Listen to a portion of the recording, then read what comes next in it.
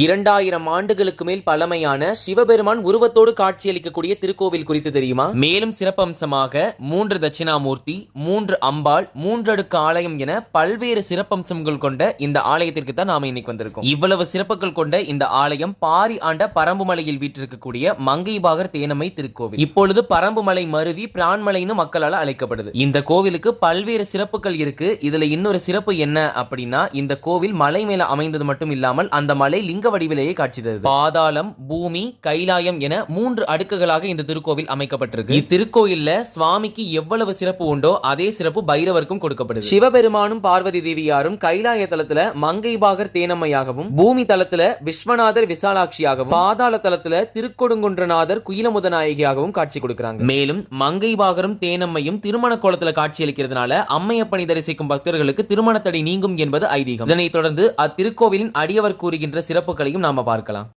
நினைச்ச மார்க்கத்தில் அகத்தியருக்கு காட்சி கொடுக்குறார். தென் கைலாயம் சொல்றது காசிக்கு சமம். வடுகு பைரவர், காசி விஸ்வநாதர், விசாலாட்சி, கீழே 63 நாயன்மார்கள், விநாயகர், சுப்பிரமணியர், வள்ளி தேவசேனாவோட சுப்பிரமணியர் இருக்கார். அம்பாள் இடதுபுறத்தில் இருக்கார்.